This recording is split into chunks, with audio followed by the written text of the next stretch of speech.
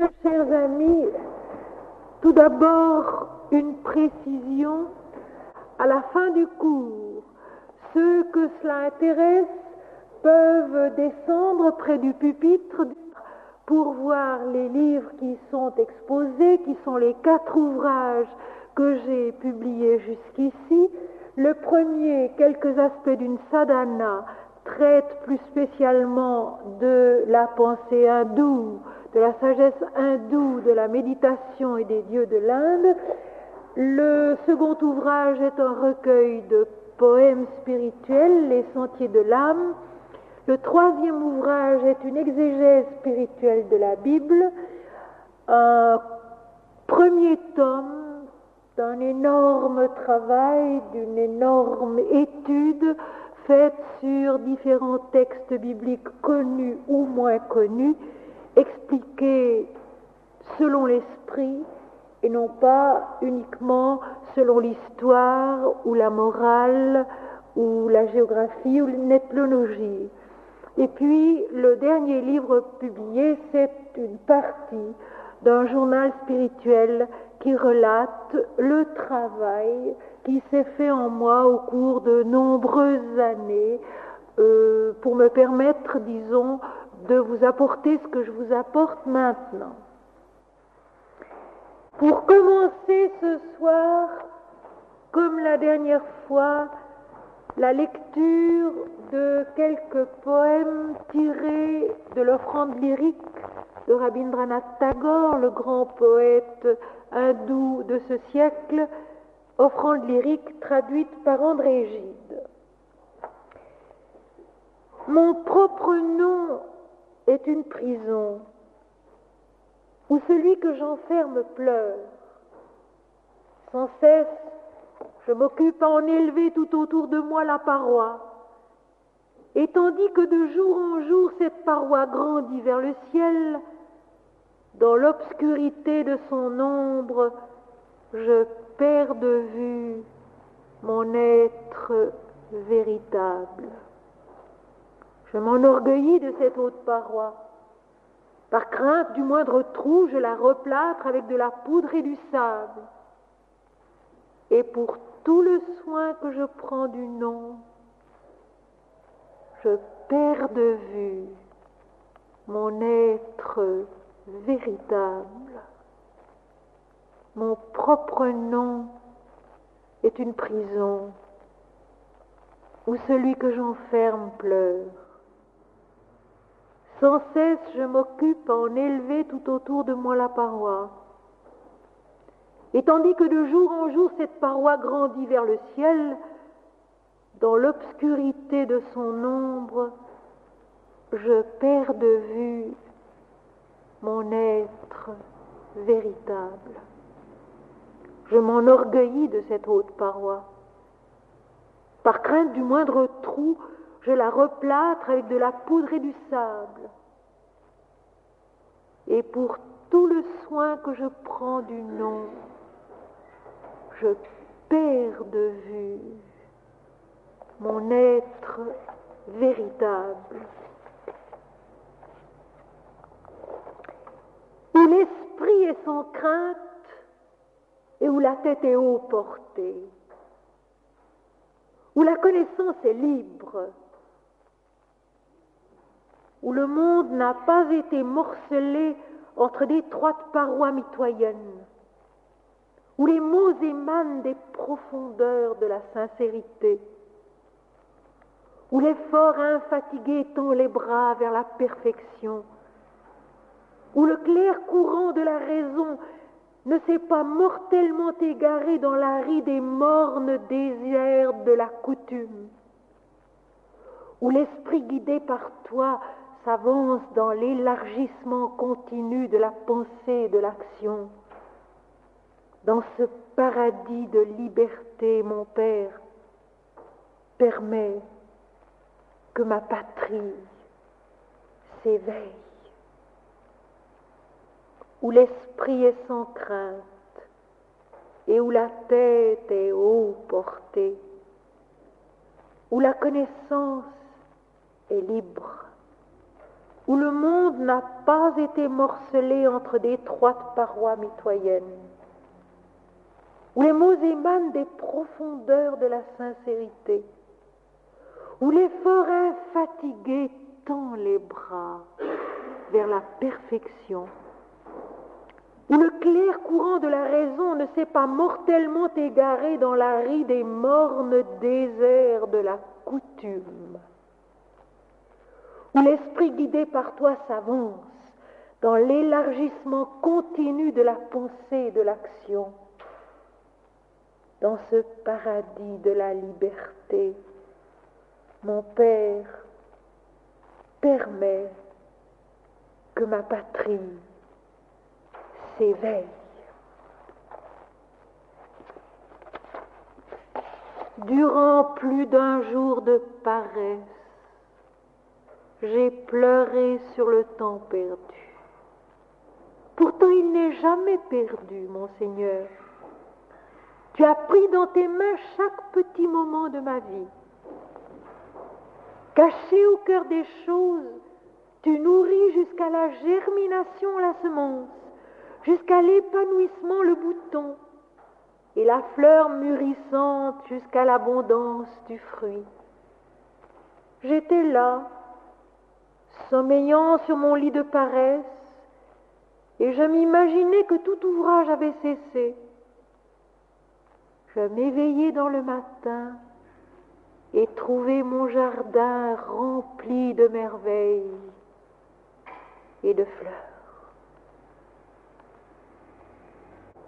Durant plus d'un jour de paresse, j'ai pleuré sur le temps perdu. Pourtant, il n'est jamais perdu, mon Seigneur. Tu as pris dans tes mains chaque petit moment de ma vie. Caché au cœur des choses, tu nourris jusqu'à la germination la semence, jusqu'à l'épanouissement le bouton, et la fleur mûrissante jusqu'à l'abondance du fruit. J'étais là, sommeillant sur mon lit de paresse, et je m'imaginais que tout ouvrage avait cessé. Je m'éveillais dans le matin et trouvais mon jardin rempli de merveilles et de fleurs. C'est une façon bien belle de dire que c'est Dieu qui fait tout. Et que notre travail à nous, c'est tout au long de notre vie d'apprendre à le laisser faire. Tout au long de notre vie, apprendre à le laisser faire. Mes amis, nous avons abordé le 4e chapitre de la Bhagavad Gita. Bhagavad Gita, c'est le chant du bienheureux Seigneur. Le chant du bienheureux Seigneur.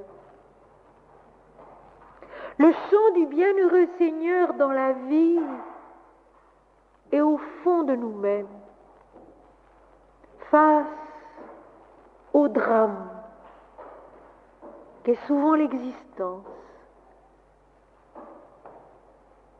Et je ne vais pas répéter toute l'introduction de ce chant, mais j'en dis juste ceci. La Bhagavad Gita est l'enseignement donné par le Seigneur Krishna à Arjuna, le grand archer, au moment où va se livrer à Kurukshetra, ce qui veut dire le champ de l'accomplissement de la loi, au moment où va se livrer une effroyable bataille fratricide. Face à face se trouve des frères, des cousins, des parents, des amis, tous des héros, tous des amis du bienheureux Seigneur Krishna, tous des enfants du Seigneur. Et jusqu'au dernier moment, le Seigneur a essayé d'empêcher la bataille, a essayé de ramener à l'harmonie, à l'amitié, tous ces éléments divers qui n'arrivaient pas à s'entendre. Et finalement, la bataille est devenue inévitable. Et le bienheureux Seigneur Krishna a accordé à l'un des deux rois, Duryodhana, qui la lui demandait, son armée, sa richesse, et à Arjuna, sa présence comme non-combattant dans le char sur lequel serait Arjuna. La présence du Seigneur comme non-combattant, comme conducteur du char sur lequel se trouve Arjuna. Et au moment où la bataille va se déclencher, Arjuna avance son char, il voit ces deux armées avec leurs armes, leurs boucliers, leurs lances, leurs flèches. Et épouvanté, il recule. Ce combat fratricide lui paraît faux et ne devant pas avoir lieu. Et toute la Bhagavad Gita, tout le chant du bienheureux Seigneur consistera en ceci. Krishna explique à Arjuna qu'il faut qu'il accepte la bataille, qu'il faut qu'il livre la bataille, que sans cela, il est infidèle à sa nature, infidèle à son rôle de guerrier. Il lui explique le sens et la substance de la bataille, son but et sa victoire. Il n'est pas très difficile d'intérioriser un tel texte. Le secret, mes amis, de la compréhension de tous les textes sacrés, qu'ils soient bibliques, qu'ils soient hindous, qu'ils soient mahométans, qu'ils soient japonais, le secret de la compréhension de ce qu'on appelle les textes sacrés, c'est de les intérioriser, de les tourner vers le dedans, et non pas de rester accrochés aux noms, aux formes, aux faits extérieurs qu'ils relatent, parce que c'est ainsi que s'exprime la vie ici-bas.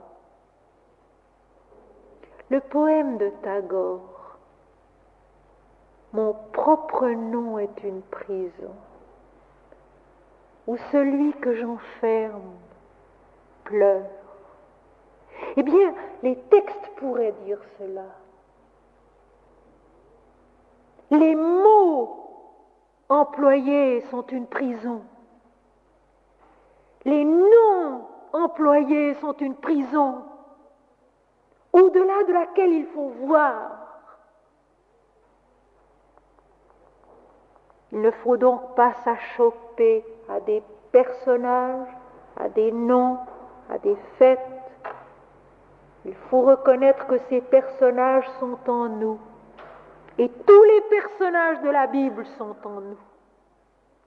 Et tous les personnages de la Bhagavad Gita sont en nous. Et Arjuna, l'archer au tir sûr, qui ne manque pas sa cible, c'est notre conscience spirituelle qui se laisse guider par le bienheureux Seigneur, instruire par lui, qui finalement atteint sa cible, sa seule cible, qui est notre moi individuel, notre fameux ego.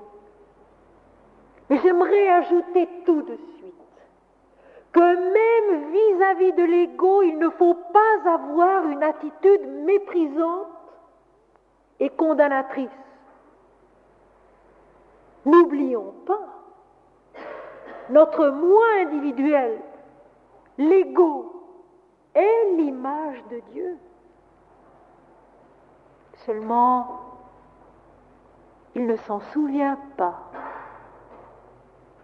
Il ne s'en souvient plus.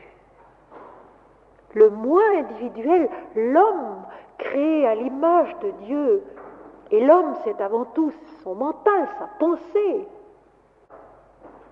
Ce moi individuel autour duquel s'harmonisent ses facultés, ses capacités, son être, son devenir. Il est à l'image de Dieu, il n'est pas condamnable en soi. Notre moi individuel n'a pas à être écrasé, n'a pas à être condamné, n'a pas à être détruit,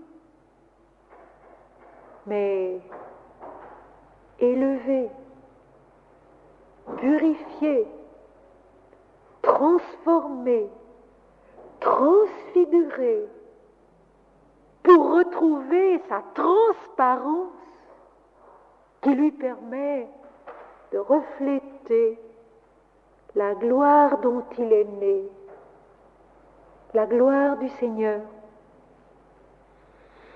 Et les différents éléments du combat sont les différents éléments de notre propre nature, divers et complexes, qui a beaucoup de peine à trouver au-dedans d'elle-même son unité, sa vérité, son harmonie. Et c'est précisément le chemin de cette unité, de cette vérité, de cette harmonie que la Bhagavad Gita explique à Arjuna. Et pourquoi il lui dit « Lève-toi et combat ». Et Jésus, après la transfiguration sur la montagne, dit aussi à ses disciples, « Levez-vous, allons ».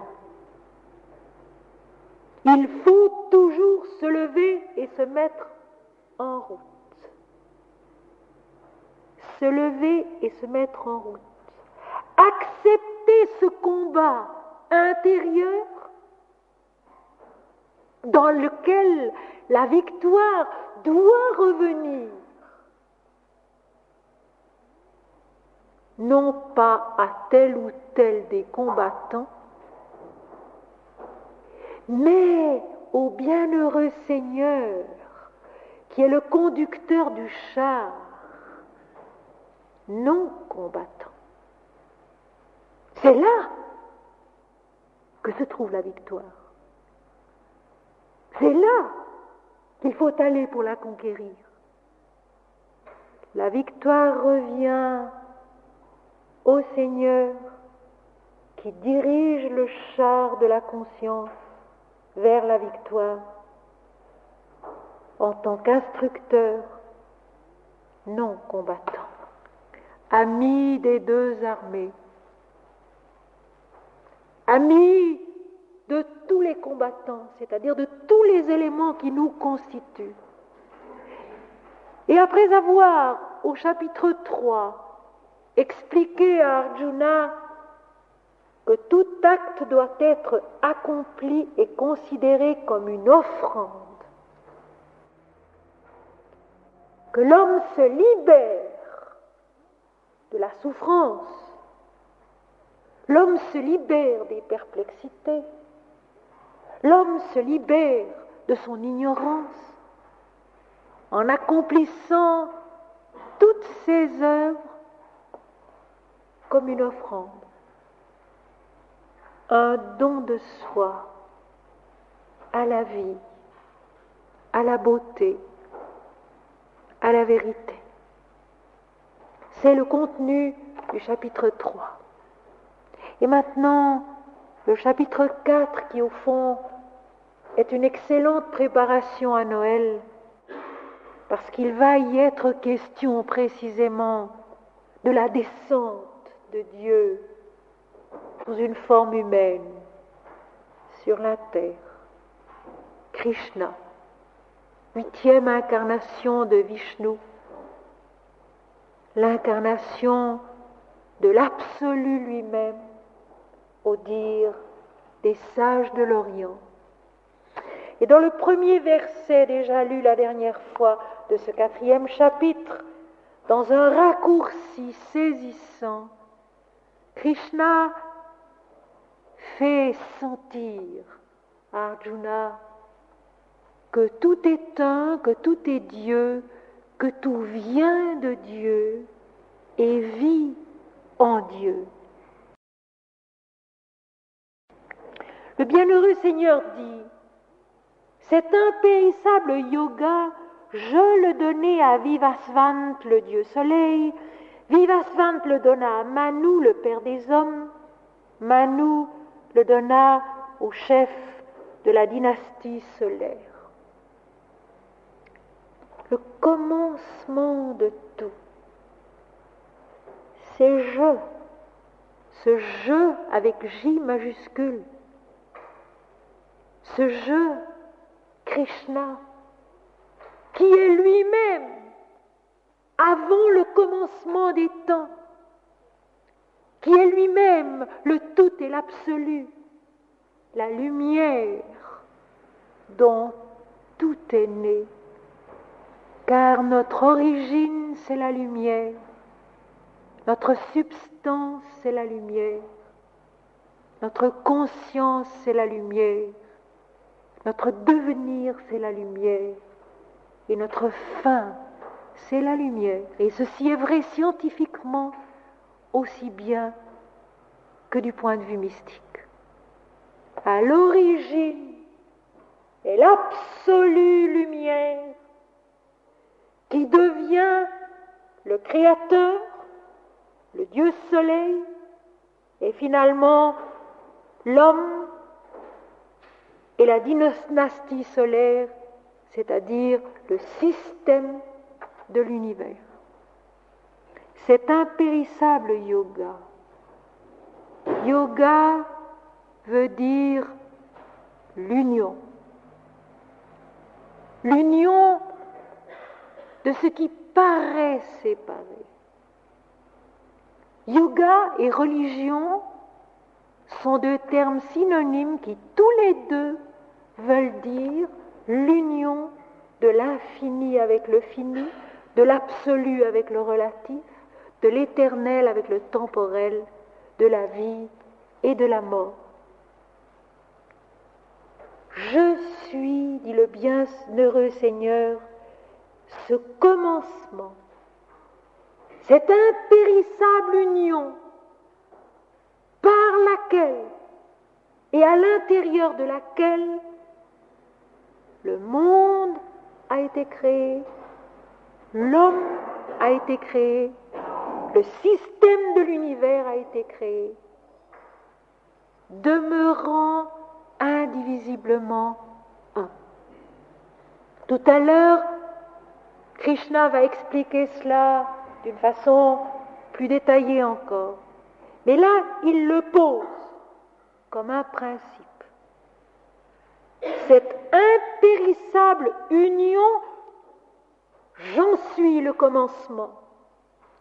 J'en suis la manifestation dans un monde et dans une humanité dont le sens est de retrouver l'unité originelle de sa vie et non pas de demeurer enfermé dans l'instabilité des dualités et de la diversité.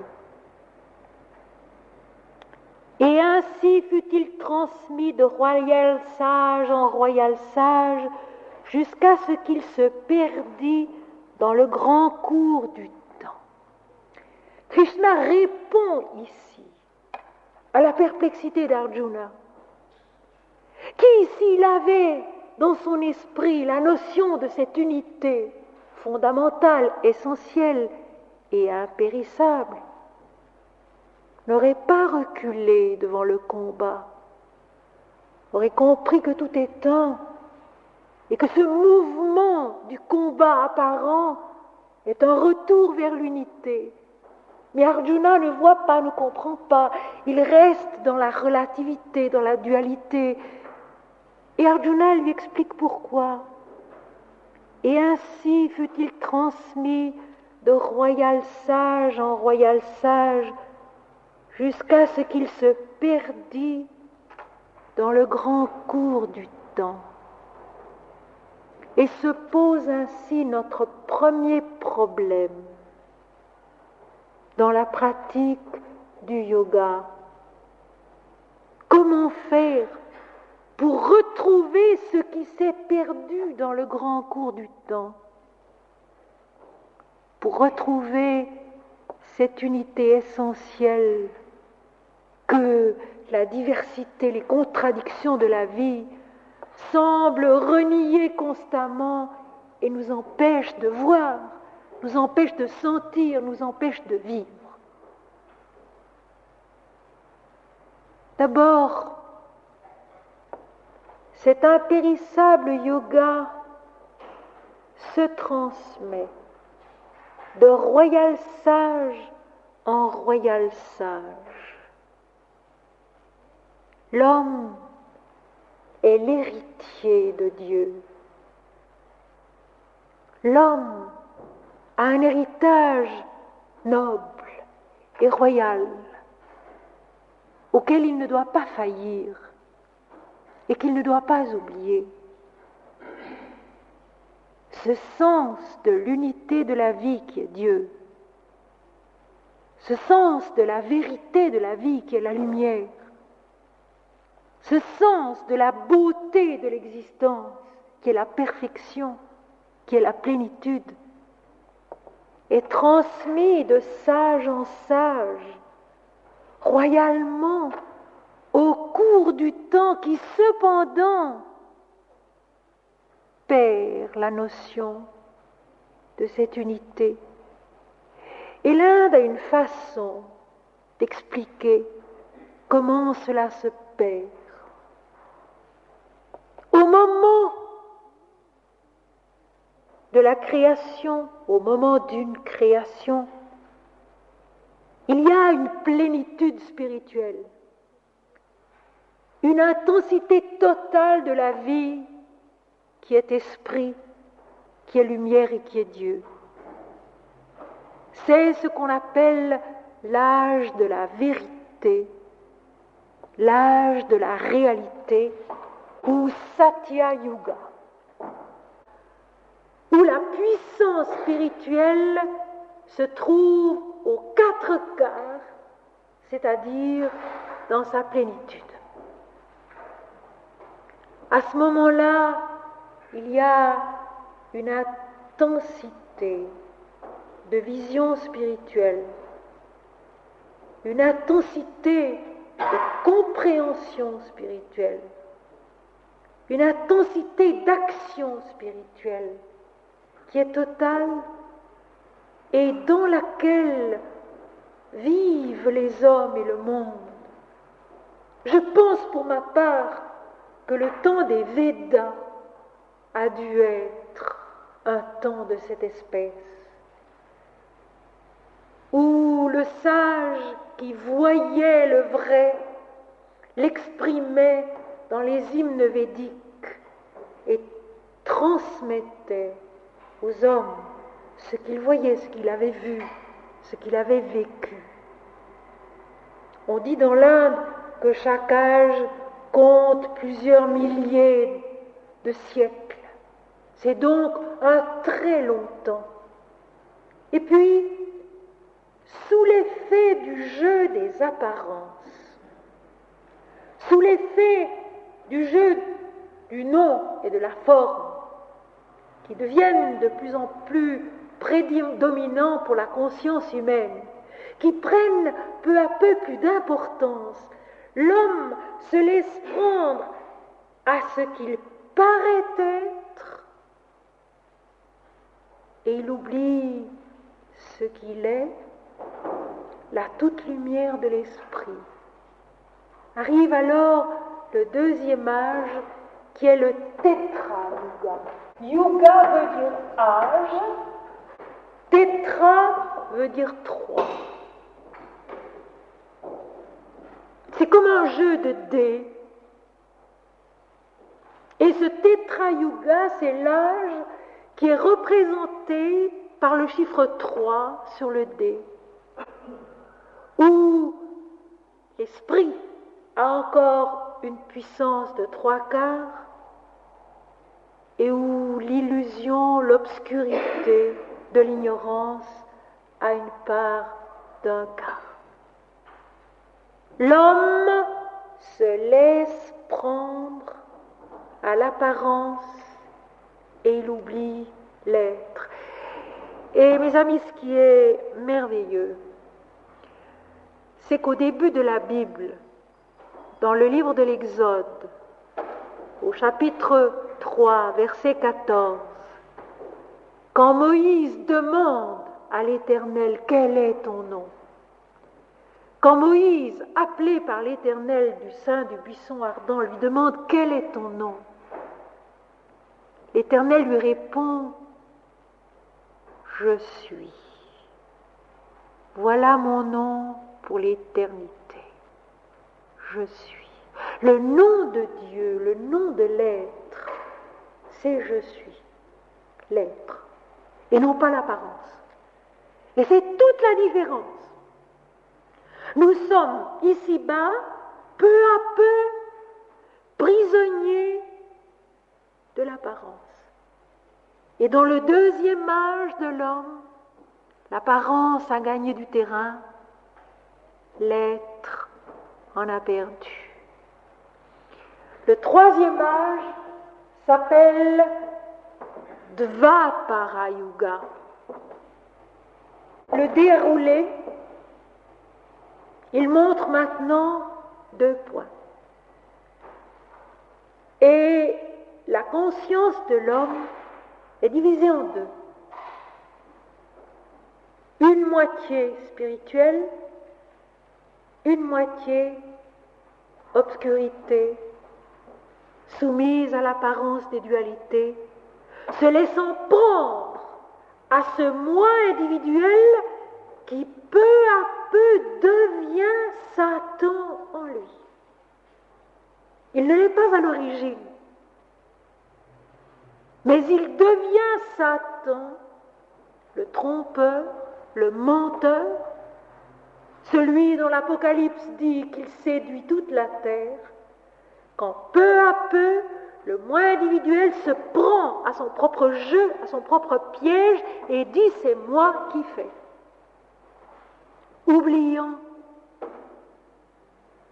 qu'il est l'image de Dieu et qu'en lui, en réalité, c'est Dieu qui fait. Dans le troisième âge, les forces sont apparemment égales, mais elles ne le sont pas puisque l'ignorance va continuer à gagner du terrain et l'esprit va continuer à en perdre. Ce troisième âge, Dvapara Yuga, le dé à 2 points, c'est notre conscience séparée en 2. À la fois spirituelle, à la fois ignorante également. Mais dès lors, tous les problèmes naissent, toutes les perplexités naissent.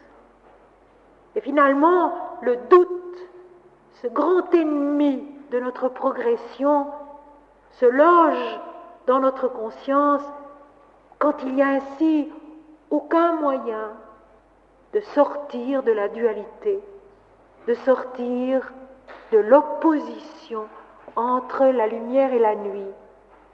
Et c'est pourquoi le dé roule encore, et finalement il n'a plus qu'un point. C'est, disent les textes hindous, le dé perdant, représenté par un mauvais génie, le Kali Yuga, qu'il ne faut pas confondre avec la mer qui s'appelle Kali, ça s'écrit différemment.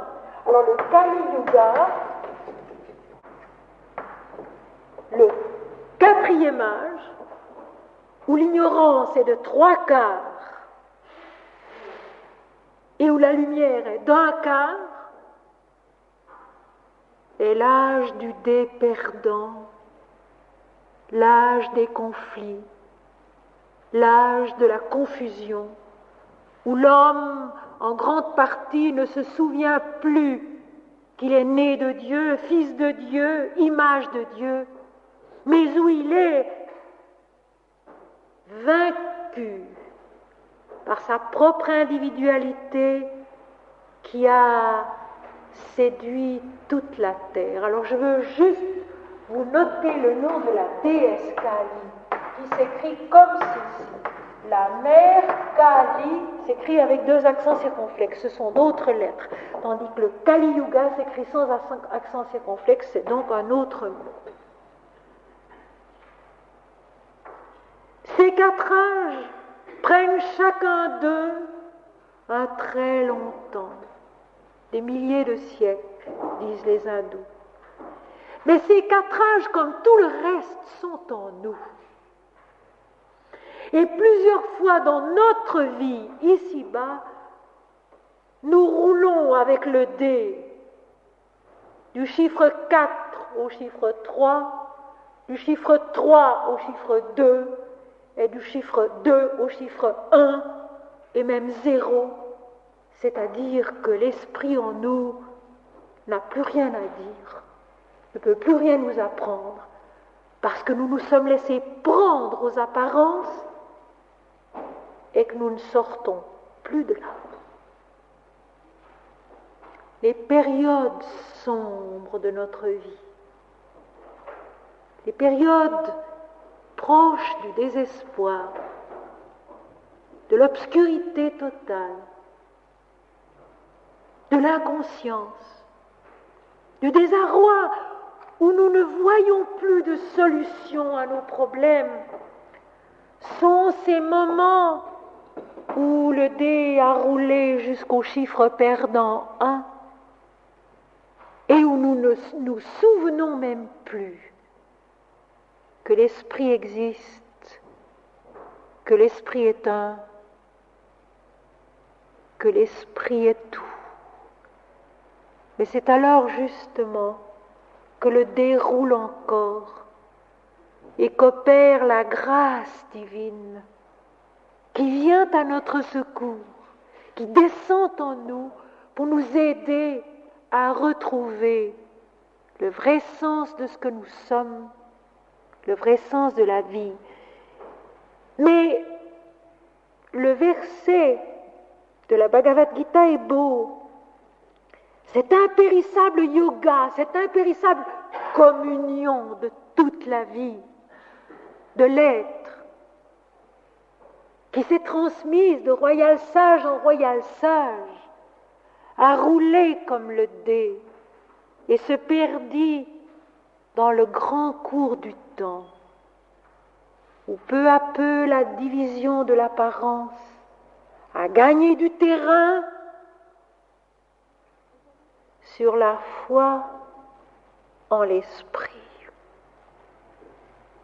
Mes amis, vous le savez aussi bien que moi, de nos jours, on n'ose presque plus parler de la foi, parce qu'on ne sait plus ce que c'est. La foi, c'est la confiance en l'invisible plus réel que le visible. Et certes, il y faut de la force, il y faut de l'endurance, il y faut du courage et de la persévérance. cette union impérissable qui est Dieu et qui est tout, qu'on ne voit pas, qu'on ne voit plus, qu'on ne voit pas en nous-mêmes, qu'on ne voit plus dans la vie. Il faut se souvenir qu'elle est, et qu'elle est la vérité, qu'elle est la réalité du commencement. De ce commencement qui est en nous, à chaque instant de notre vie, si nous voulons bien y remonter. Sainte Agnès, la sœur de Sainte Claire, qui était l'amie spirituelle de Saint François d'Assise, avait coutume de dire « Il faut toujours retourner au commencement. »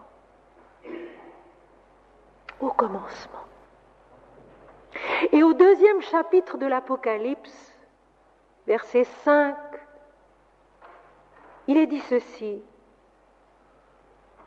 « Souviens-toi d'où tu es tombé et pratique tes premières œuvres. Souviens-toi d'où tu es tombé et pratique tes premières œuvres. » Apocalypse 2, verset 5. D'où tombons-nous? Nous tombons de la conscience que nous sommes l'image de Dieu. C'est de là que nous tombons. Et nos premières œuvres, ce sont les œuvres accomplies dans l'union, dans la fusion de l'unité, dans la joie de l'harmonie, où tout est un, où tout est Dieu. Et cela, mes amis, ne se situe pas en lentelle ou en lentelle, ni dans notre vie, ni pour le monde. C'est actuel. Ici, maintenant, ce commencement dans l'impérissable yoga, c'est notre totale vérité, aux 4 quarts. C'est notre âge suprême, notre âge premier, celui auquel il faut remonter, celui auquel il faut renaître, celui qu'il ne faut pas oublier. Quand l'un nous dit qu'il faut s'efforcer de se souvenir constamment de Dieu, elle dit au fond la chose principale, se souvenir, parce que nous oublions. Se souvenir le matin, au réveil, quand on ouvre sur le jour les persiennes de la fenêtre, se souvenir que le jour est Dieu, que notre cœur qui bat est Dieu, que l'oiseau qui chante est Dieu, que le travail qui reprend est Dieu, que la souffrance aussi qui continue est Dieu et trouve son réconfort, sa consolation en Dieu. Se souvenir de Dieu le plus souvent possible, pour que justement cet impérissable yoga, cette impérissable unité de la vie qui est Dieu, ne se perde pas pour nous dans le grand cours du temps. Parce qu'une vie humaine, c'est aussi un grand cours du temps, où nous avons toutes les possibilités voulues pour oublier. Cet impérissable yoga, malgré nos innombrables oublis. Cet impérissable yoga, malgré nos innombrables oublis, il dure, il est. L'Éternel répondant à Moïse, je suis. Voilà mon nom pour l'éternité, je suis. Je suis cela qui n'a point de nom, mais qui est tous les noms. Je suis cela qui n'a point de forme, mais qui est toutes les formes. Je suis cela qui ne change pas, mais qui porte en soi tous les devenirs. Voilà cet impérissable yoga qui se transmet de royal sage en royal sage et qui se perd dans le grand cours du temps. Et notre problème, c'est cela. Comment remonter de l'état de division et d'instabilité où nous sommes vers cette impérissable unité où tout est un, où tout est Dieu, non pas seulement dans la conscience, mais dans la vie.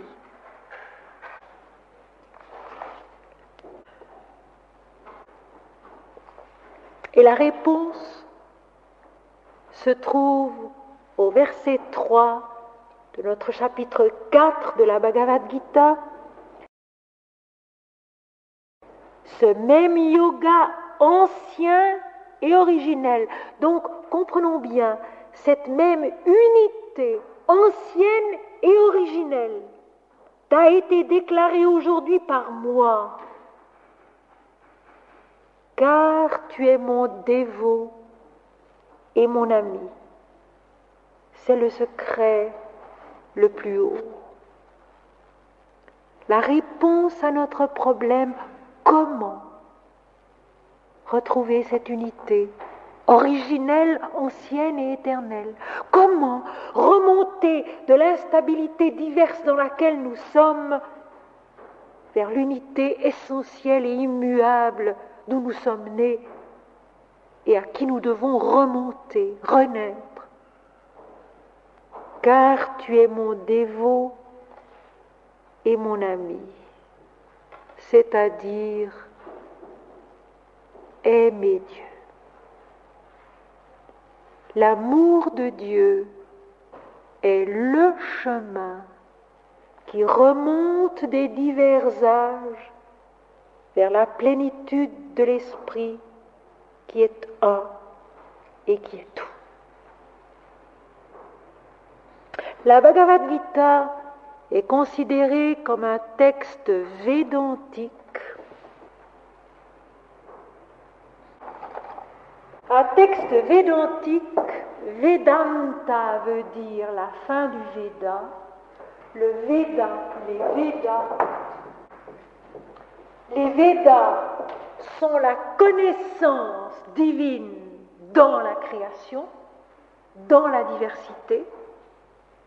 Veda veut dire connaissance, mais c'est la connaissance des dieux. Veda veut dire connaissance, mais c'est la connaissance des dieux, la connaissance divine dans la diversité. Le Vedanta, c'est la fin du Veda, c'est-à-dire la connaissance de l'unité parfaite. Or, en général, on considère que la connaissance de l'unité parfaite est au-delà de toute dualité, donc il n'y a plus même Dieu et l'homme, il n'y a plus que cela qui est tout, et l'adoration elle-même serait donc supprimée. En fait, c'est vrai. Au sommet, tout en haut, où tout est un, où tout est Dieu, dans l'immensité indivisible et indivisée de la lumière, il n'y a plus que l'impersonnelle splendeur de la conscience resplendissante en soi. Mais le chemin pour y arriver, c'est l'amour absolu de Dieu. Et ceci est merveilleux parce que dans la Bhagavad Gita, c'est le chemin qui est indiqué, exactement comme dans les évangiles. quand Jésus dit, Jean, chapitre 14, verset 6, « Nul ne vient au Père que par moi », c'est cela qu'il veut dire. Il n'y a, dans la parole du Christ, c'est impossible, aucune exclusion de nom. Il est l'Éternel. Il est « je suis ». Seigneur, tu m'as aimé avant la fondation du monde. Jean chapitre 17, verset 24. Seigneur, tu m'as aimé avant la fondation du monde. Avant que le monde fût, Jésus était. C'est lui le Créateur. C'est lui le premier-né de toute la création. Quand Jésus dit « Nul ne vient au Père que par moi », il n'entend pas par là une exclusion mentale d'un nom. Il entend par là « Nul ne vient à la plénitude du Père sans passer par l'amour total, l'amour parfait de celui qui le représente à nos yeux. » Dès lors, où sont les guerres de religion? Quel sens ont-elles? Je vous le demande. Il n'y a pas à opposer un prophète à un prophète, une incarnation divine à une autre incarnation divine. Comme le dit très justement Ramakrishna, toutes les incarnations divines sont une seule et la même, sous tous les noms que Dieu se donne dans le monde pour se faire connaître, pour se faire aimer. Et quand Jésus dit « Nul ne vient au Père que par moi », il veut dire par là que pour aller à l'impersonnelle plénitude de la toute lumière indivisible, il faut passer par l'amour de Dieu. Et c'est ce que dit aussi la Bhagavad Gita. Je t'ai déclaré ce yoga impérissable, originel, ancien, qui est le secret le plus haut. Je te l'ai déclaré, moi, avec un M majuscule, parce que tu es mon dévot et mon ami. Parce que tu m'aimes. Or, nous savons bien tous que bien longtemps pour nous, aimer Dieu, c'est aimer un homme dont on ne sait rien de plus. Honnêtement, c'est cela. Longtemps nous aimons Dieu, nous le prions, mais nous ne savons de lui rien d'autre que le nom qui nous a été transmis par nos pères. Et pour nous, c'est Dieu le Père, et dans l'Inde, ce sera Shiva ou Krishna, ou Vishnu, ou Kali, ou Lakshmi, ou Sarasvati. Pour le Coran, ça sera Allah. Et nous adorons un nom. Et voilà pourquoi c'est si beau. Dans le dernier livre de la Bible, l'Apocalypse, qui est la révélation de Dieu, Apocalypse veut dire révélation. Apocalypse qui est la révélation de Dieu en l'homme. C'est si beau, cette parole qui revient, je connais tes œuvres parce que tu as gardé mon nom. Parce que tu n'as pas renié ma parole, parce que tu as gardé mon nom. C'est au fond tout ce que nous savons faire pendant longtemps. Nous n'avons de Dieu qu'un nom, dans lequel nous avons foi, qui est l'invisible, qui est le suprême, qui est le merveilleux, qui est la toute lumière, qui est la vérité, qui est ce qu'on veut bien y mettre, nous, mais dont nous ne savons rien, que nous devons apprendre à connaître et à découvrir, précisément en étant son dévot et son ami. Et c'est si beau parce que dans l'Ancien Testament, il y a aussi un ami de Dieu. Et cet ami de Dieu, c'est Abraham. Abraham, lui aussi, est l'ami de Dieu, qui ne se met jamais en route sans s'agenouiller devant l'Éternel et sans lui demander au fond de sa conscience si ce qu'il va faire est juste. Et Abram devient Abraham, qui signifie l'ami de Dieu. J'ai pu te déclarer aujourd'hui ce yoga ancien, originel, impérissable, l'union de toute la vie, éternellement, qui est le secret le plus haut, parce que tu m'aimes.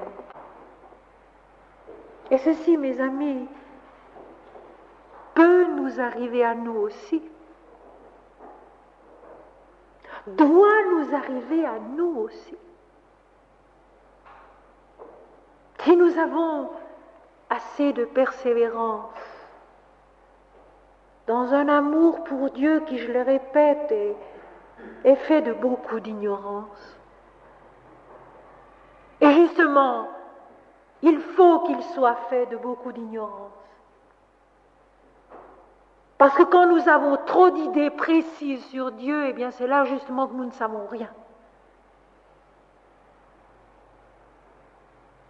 Seigneur, apprends-moi à te connaître, apprends-moi à t'aimer. Seigneur, apprends-moi à te connaître, apprends-moi à t'aimer. Ou le commencement de l'oraison dominicale, Notre Père qui es aux cieux, que ton nom soit sanctifié, que ton règne vienne, que ta volonté soit faite sur la terre comme au ciel. Et c'est tout. Mais s'imprégner d'une telle prière, se souvenir d'une telle prière, jour après jour, heure après heure, c'est cela le chemin qui de la diversité remonte vers l'unité, qui du Kali Yuga remonte vers le Satya Yuga, vers l'âge de la vérité en nous. Car nous aussi nous dégringolons, plusieurs fois dans une même vie et même dans une même journée. Nous perdons ce commencement. Nous perdons ce yoga originel, ancien, impérissable. Vous voyez comme les adjectifs sont bien choisis. Quand le grand maître hindou, qui donc a fait le texte anglais dont je vous lis la traduction française de la Bhagavad Gita, quand le grand maître hindou Sri Aurobindo dit que dans ces textes sacrés, il n'y a pas un mot de trop, pas un mot qui soit mis là pour une fioriture, que tout est vrai, vécu, vérifié dans la conscience du sage qu'il a donné ce texte. C'est tellement vrai. Et c'est tellement vrai de la Bible aussi. Quand nous analyserons et interrogerons ensemble les passages de la Bible, nous verrons la même chose, la même exactitude dans les termes. Ce yoga, cette unité originelle, ancienne, impérissable. Je te la déclare comme le secret le plus haut. Le secret de quoi? Le secret du retour à cette unité. Parce que tu es perplexe. Tu es là entre ces deux armées et tu ne veux pas te battre et tu ne sais pas que faire. Tu es là, face à toi-même, avec tes difficultés, avec tes problèmes, et tu ne sais pas que faire. Alors je te déclare le secret le plus haut, c'est que tout est un, et tout est Dieu. Tout est un, et tout est Dieu. Et tu peux te mettre en marche dans cette bataille en sachant ce secret le plus haut, parce que tu m'aimes. Et le fait d'aimer Dieu donne toutes les forces nécessaires, donne toutes les capacités nécessaires, donne toutes les patiences nécessaires, toute la persévérance nécessaire, non pas comme un petit miracle qui va résoudre les problèmes, non, mais comme un merveilleux travail dont le but est la perfection, mais comme un merveilleux travail dont le but est la perfection. Et voilà pourquoi, dans une certaine mesure, les vrais artistes sont des gens privilégiés. Les vrais artistes sont des gens privilégiés. Parce qu'ils ont ce sens, eux, du travail fait uniquement pour la beauté. Et pour rien d'autre. Ils travaillent jour et nuit. Ils pensent jour et nuit. Ils s'efforcent jour et nuit. Ils sont toujours disponibles, prêts à se relever, même épuisés par un long labeur, une longue recherche, pour recommencer, pour reprendre, pour détruire ce qu'ils ont fait et faire mieux encore. La vie spirituelle est un travail du même ordre. Et c'est une chose qu'on oublie. On croit que ça va venir tout seul comme ça. Oh non. Oh non. La vie spirituelle est un travail qui demande notre attention continue, notre disponibilité continue, notre recherche inlassable et surtout un amour qui ne se laisse jamais décourager. Parce que jamais la vie ne va comme nous le voudrions. Jamais les choses ne s'arrangent comme nous le voudrions, c'est toujours différent. Mais on peut aimer cet imprévisible. On peut aimer cet aspect décevant de l'existence parfois. On peut aimer les échecs que nous essuyons, les aimer autant et plus peut-être que les réussites à l'occasion. Parce que l'échec nous maintient en éveil, nous maintient en alerte, tandis que la réussite nous endort. L'échec, la difficulté nous oblige à continuer d'être attentifs, nous demande un effort dans l'amour, nous demande de continuer à avoir confiance malgré tout, de continuer à aimer malgré tout, de continuer à donner malgré tout, de continuer à être sur place malgré tout, à lutter malgré tout. Et c'est cela le chemin qui remonte vers l'unité.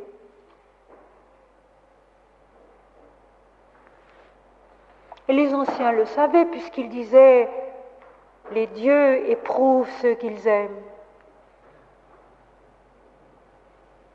Ils leur demandent davantage. Ils les obligent à faire un effort qu'autrement ils ne feraient pas. Tout ce qu'Arjuna en ce moment apprend et va apprendre encore, il le doit à quoi?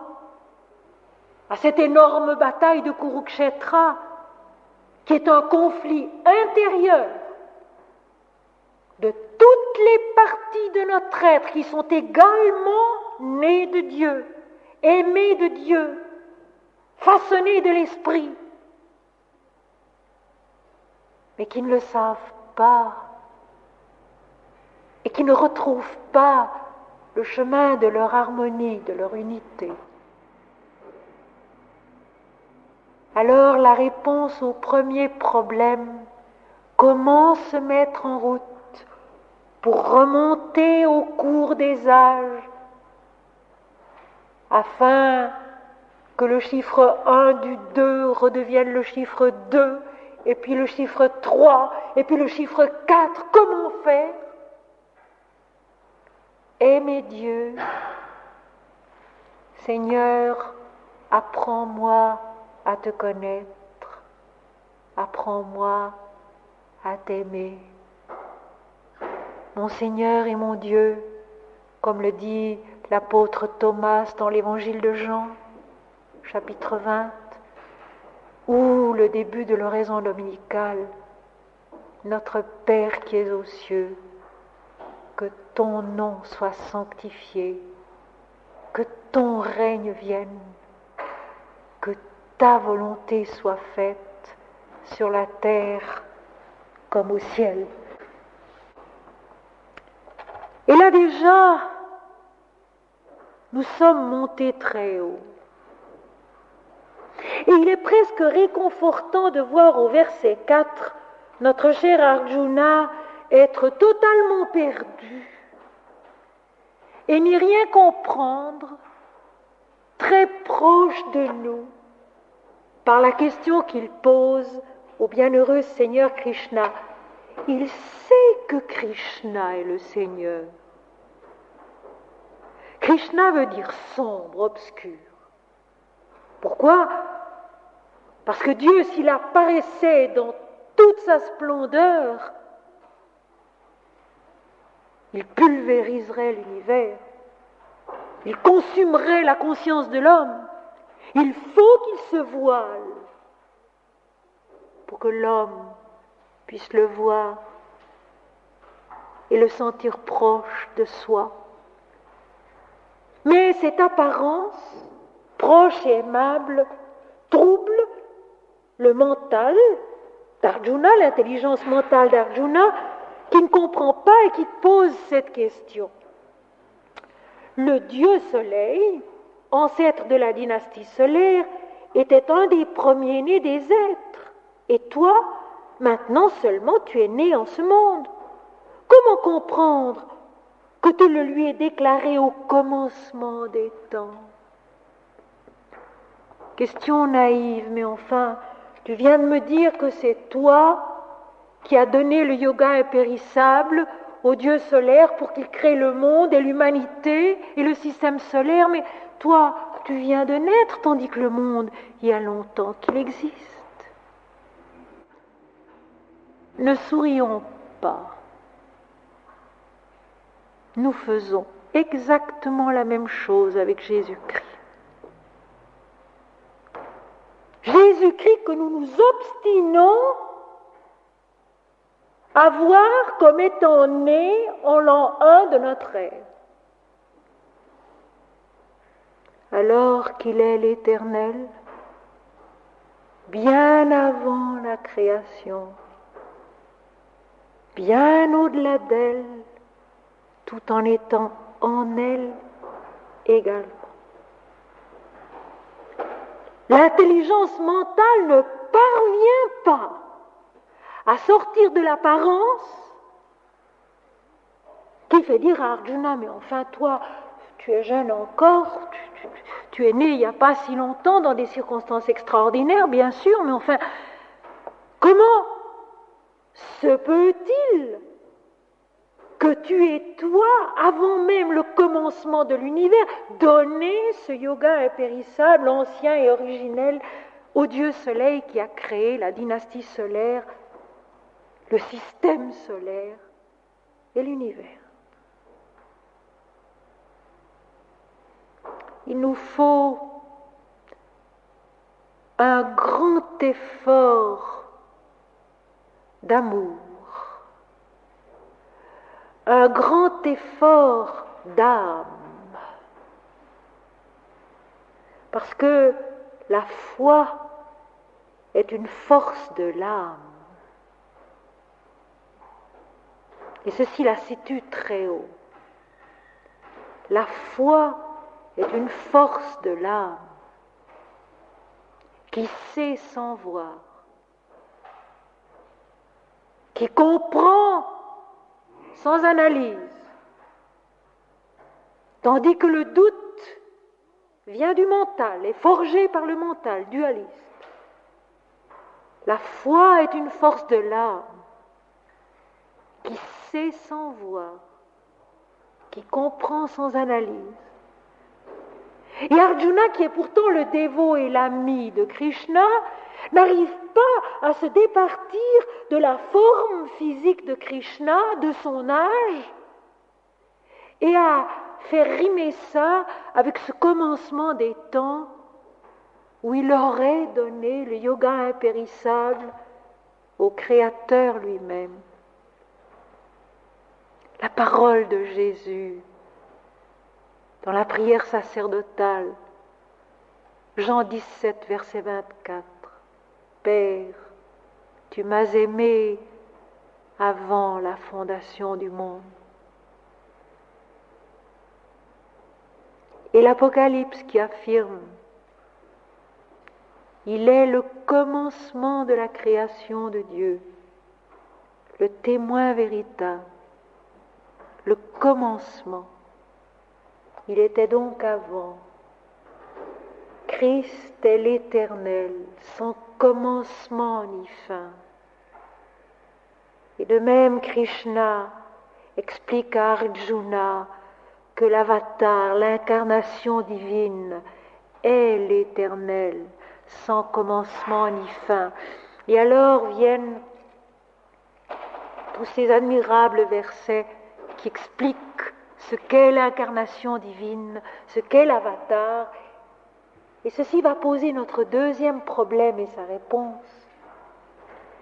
C'est la lucidité de la foi qui est capable de reconnaître Dieu en un personnage humain, reconnaître l'incarnation divine en un personnage humain. Cette reconnaissance de Dieu en l'homme qui est le chemin de notre rédemption. Cette reconnaissance de Dieu en l'homme qui est le chemin de notre rédemption. Parce que ce que Krishna, ce que Christ sont venus apporter aux hommes, ils le disent tous les deux, c'est un chemin. Je suis le chemin. Démontrer à l'homme qu'il porte Dieu en soi, qu'il est né de Dieu et promis à se connaître en Dieu. Ils en sont la manifestation, ils en sont la démonstration, ils en sont le chemin que l'homme à son tour doit suivre pour se connaître en Dieu. Et voilà pourquoi le bienheureux Seigneur répond: nombreuses sont mes vies passées, et les tiennes aussi, ô Arjuna. Toutes je les connais, mais tu ne les connais pas, ô fléau des ennemis. Et je commencerai par expliquer le verset à la fin. Il y a une sorte de gradation, de progression dans ce verset. Et c'est la fin qui en fait comprendre le début.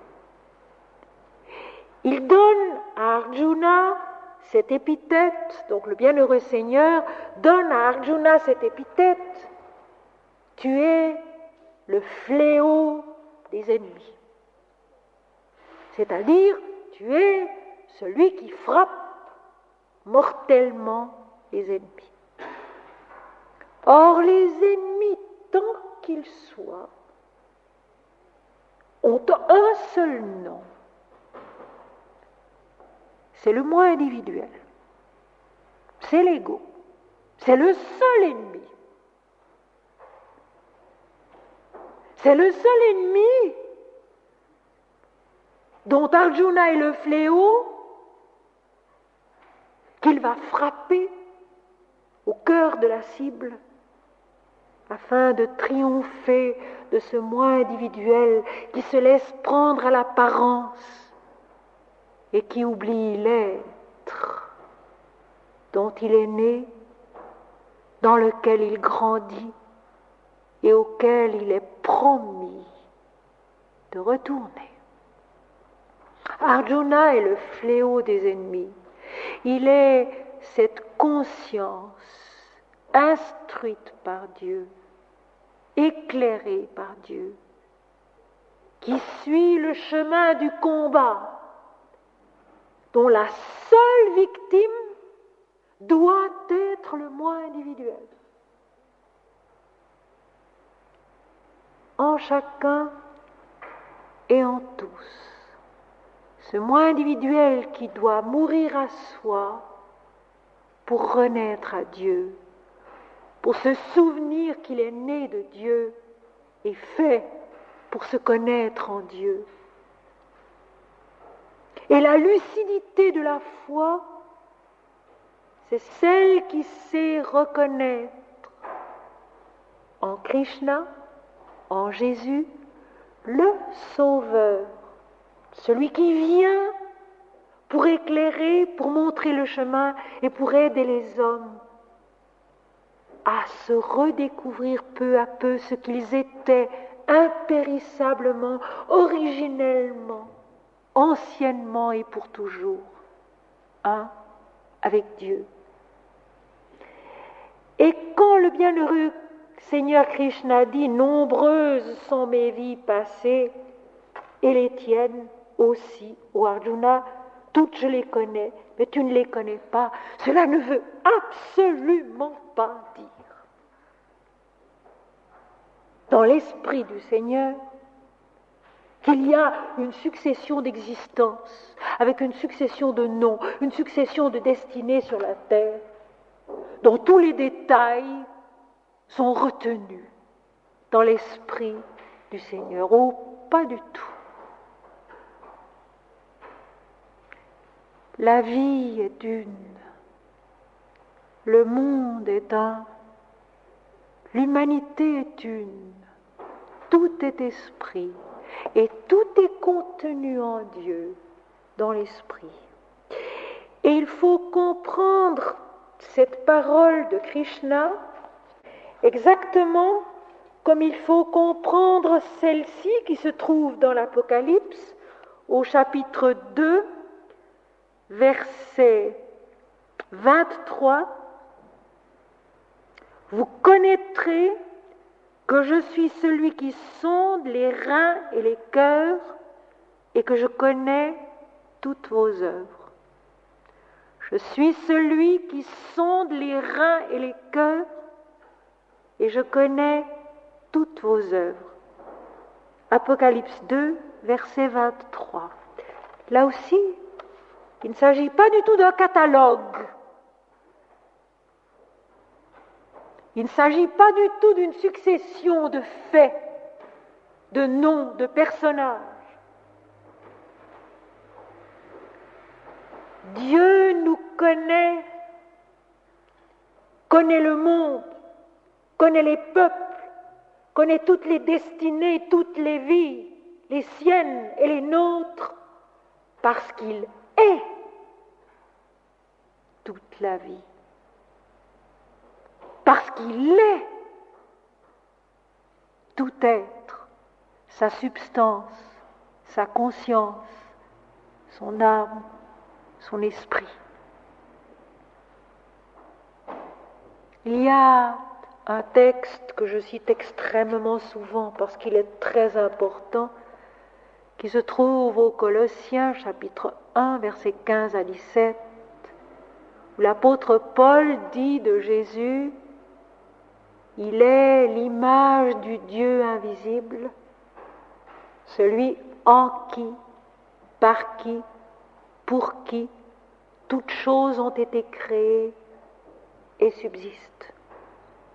Et j'ai l'habitude de faire le parallèle avec la mère divine dans l'Inde, qui elle aussi est l'image de l'absolu, la fille de l'absolu, qui crée les mondes et qui se met elle-même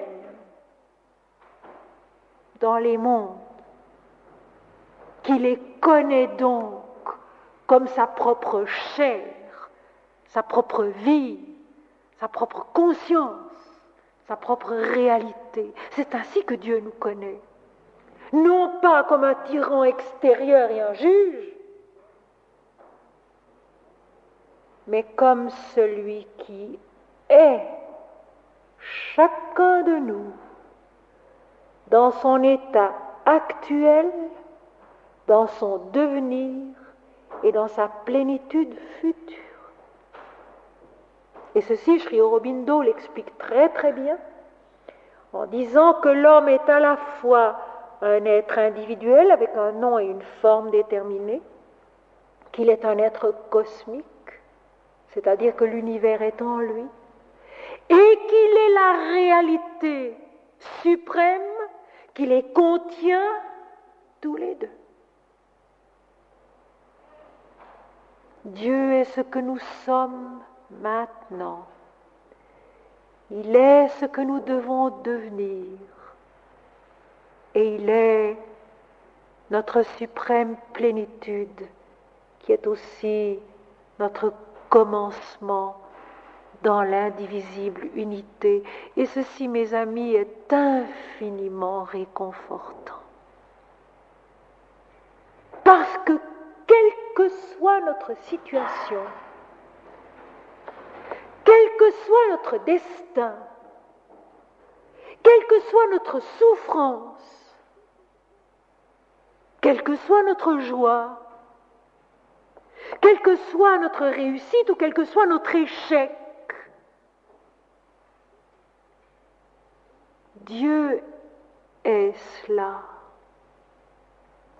Et il est en même temps ce pardon au sens le plus beau du terme, qui veut dire allègement. Parce que pardonner veut dire alléger. Et il est en même temps ce pardon, c'est-à-dire cet allègement, cette possibilité de repartir toujours sur le chemin divin qui nous conduit à notre plénitude. C'est dans ce sens-là que le Seigneur dit: nombreuses sont mes vies passées. Je suis dès avant le commencement. Je suis maintenant. Je suis cela que tu dois devenir au-delà du combat. Cette parole de Sri Aurobindo encore. En avant. Toujours en avant. Au bout du combat, il y a la victoire. Au bout du tunnel, il y a la lumière. Et j'ajoute ceci: au bout de l'effort, il y a la certitude. Au bout de l'amour, il y a Dieu. Au bout de l'effort, il y a la certitude. Au bout de l'amour, il y a Dieu. Et ceci, mes amis, ce ne sont pas des mots. Ce sont des réalités profonde, toujours à nouveau vérifiable, qu'on ne peut jamais trouver en défaut. C'est cela qui est merveilleux.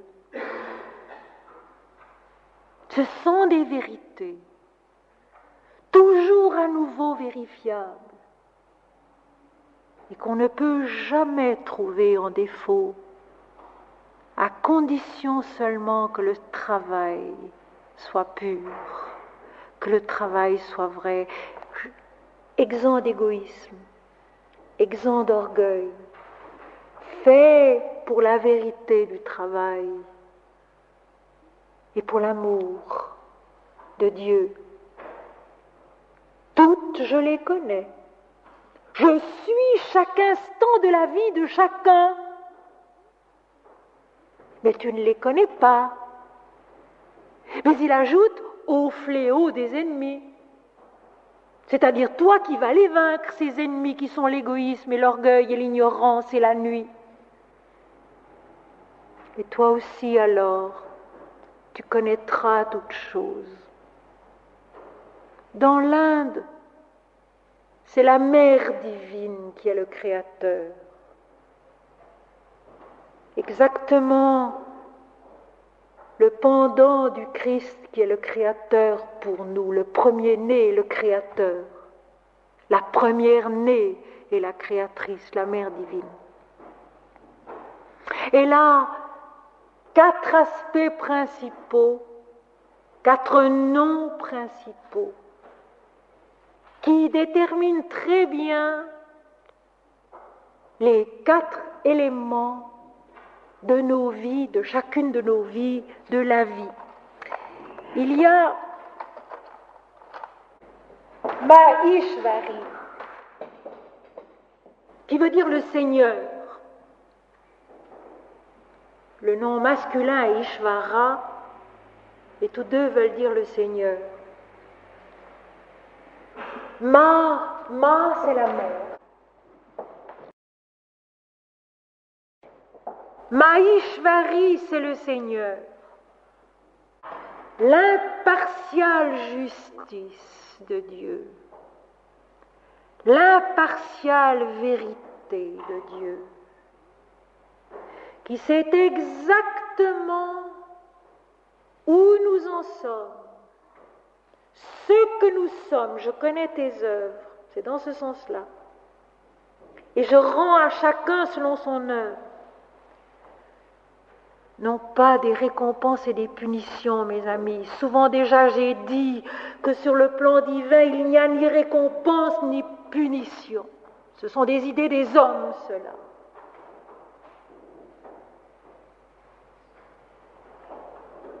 Maheshvari, l'impartialité, la justice divine, celle qui connaît la vie dans son exact équilibre, dans son exacte réalité, et qui sait par conséquent quel pas elle doit faire, quel progrès elle doit faire. Maheshvari, c'est la justice en nous, mais la justice divine, pas la nôtre, qui sait exactement où nous en sommes, et quel est l'effort que la vie doit nous demander pour que nous puissions faire un pas en avant. C'est cela qu'il faut considérer. Il n'y a pas d'autre gain pour l'homme que la connaissance de Dieu. Le seul gain de l'homme, c'est la connaissance de Dieu, c'est la croissance en Dieu. Dans les paraboles de Jésus, le maître de la maison, le maître de la moisson, à qui revient la moisson, à qui revient le gain. Ce qui veut dire que le gain de l'homme, c'est Dieu. C'est la connaissance de Dieu. Il n'y en a qu'un seul. Eh bien, Ishvari, c'est la mère qui est la justice divine dans la vie, en chacun et en tous. Elle sait exactement où nous en sommes et ce dont nous avons besoin pour aller plus loin. Et en même temps, elle est la miséricorde. parce qu'elle est la possibilité toujours présente en chacun et en tous de se remettre en route et de continuer. C'est pourquoi un conseil: ne nous comparons jamais les uns aux autres. Ne disons jamais: oh, mais celui-là, mais celle-là est tellement plus avancé que moi, est tellement plus privilégié que moi. Je vous rappelle cette parole si belle de Swami Vivekananda, le disciple de Sri Ramakrishna, qui disait: vous voyez ce sage que tout le monde admire, et ce balayeur de rue que chacun méprise. Je vous le dis en vérité, le balayeur de rue a fait dans cette vie un plus grand chemin que le sage. L'apparence, l'être. Nous regardons à l'apparence. Ishvari, le Seigneur, regarde à l'être. Le deuxième aspect de la mer, c'est Kali, celle qu'on représente généralement en pierre noire dans l'Inde. Elle a autour du cou des colliers de crânes humains, ce qui fait dire à ceux qui n'y connaissent rien qu'elle est destructrice et qu'elle dévore l'humanité. Elle est noire parce qu'elle est le temps qui n'a pas de couleur et qui absorbe les vies différentes, les vies diverses. Kali, la mère, est miséricordieuse aussi. Elle est parfois appelée le sauveur de l'humanité, Bhavatarini. On l'appelle ainsi parfois, le sauveur de l'humanité. Pourquoi ? Eh bien, parce que le collier des crânes qu'elle porte autour de son cou sont les têtes qu'elle nous coupe,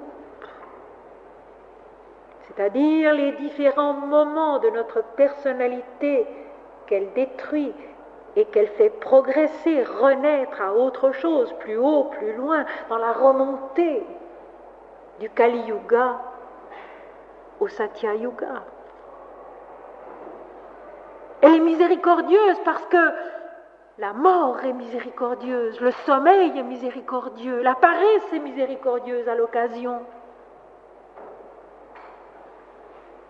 Il faut dormir, il faut mourir, il faut être paresseux à l'occasion, il faut être malade à l'occasion pour que puisse se déposer une personnalité forte que nous avons peu à peu forgée en travaillant, mais qui n'est pas encore la bonne, qui n'est pas encore l'ultime, qui n'est pas encore cet impérissable yoga où tout est temps, où tout est Dieu. Mahakali, qui nous débarrasse de nos Mahakali, qui nous débarrasse de nos personnalités passagères et encore insuffisantes, valables en soi mais qui doivent être dépassées, et qui nous fait naître plus loin, plus haut, toujours plus loin, dans le retour au yoga impérissable, ancien, originel, qui est l'unité parfaite de notre être et de toute la vie. Mes amis, j'ai trop parlé, si bien qu'il est presque 10 heures, et moi qui croyais qu'il n'en était que 9. Alors nous allons nous arrêter ici. Je vais pour terminer vous lire 1 ou 2 poèmes, et puis nous nous dirons à la prochaine fois dans un mois.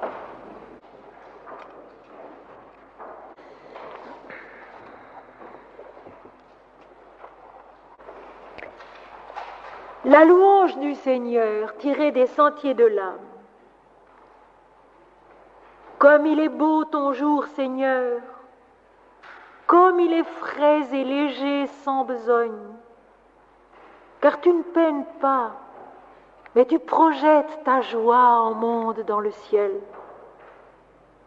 Comme il est pur ton jour, Seigneur, je suis venu ici pour te chercher, et je te trouve ailleurs tout aussi bien, que seulement ta joie me touche en plein cœur.